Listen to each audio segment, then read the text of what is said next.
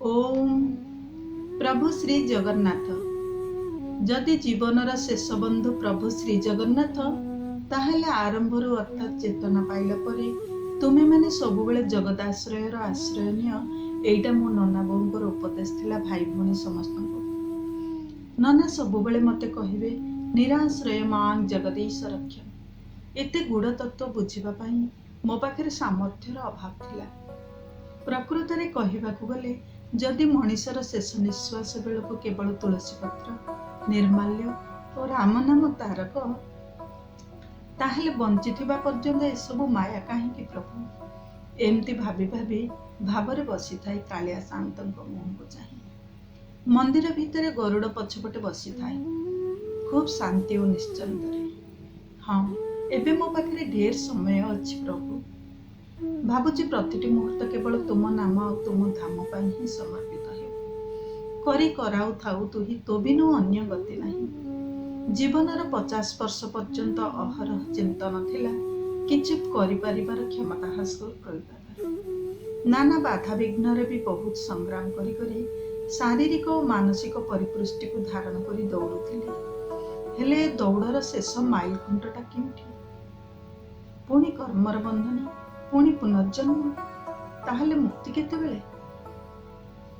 शांति केउठी अछि?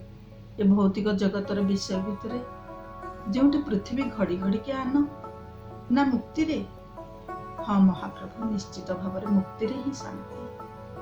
कारण जीवन सारा नाना प्रकार व्यंजन रे तृप्ति पाउथवा मनुष्यर पाटिटा मला बेलको निर्माल्य टिके ही धारण करे पाटिरे काले मुक्ति मिली जीव। जीवन सारा कहूथवा शब्द सबु मूल्यहीन हो जाए।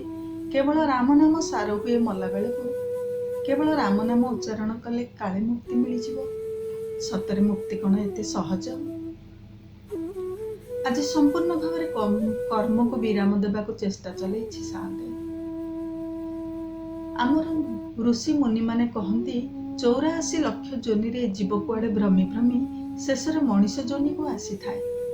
मनीष जोनि रे पुणी केतेबेले मनीष जन्म ना पुणी आउ थरे नीच जोनि को निजर कर्म को पाथेय करी पुनरपि जन्मम पुनरपि मरणम पुनरपि जननी जठरे शयनम।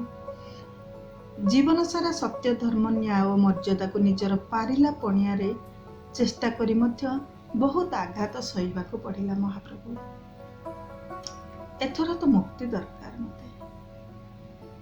एमती भाबु भाबु लुह दुई धार तुमको समर्पण करी मुंडियाटे मारी उठिला बेलକୁ पूजारी पुओ कालिया आसी कहिला, अपा एते दिन हैला कुआडे जाइथिल? चमकी पड़िली। पचारिली कौन एते दिन? से हसिकी कहिला, बहुत दिन पर आसिल जे। मोर झियो सुभद्रा जन्म हुई कि बड़ हुई गलानी। पुणी भावना राइज को फेरी आसी कहली, ताहले बहुत बड़ खुशी कथा। कही कही हसीदेली। अच्छा आज टिके प्रसाद सेवन करिकी जीव कहिला। पचारिली जगा बलिया दुईटी स्कूल गलेनी तो?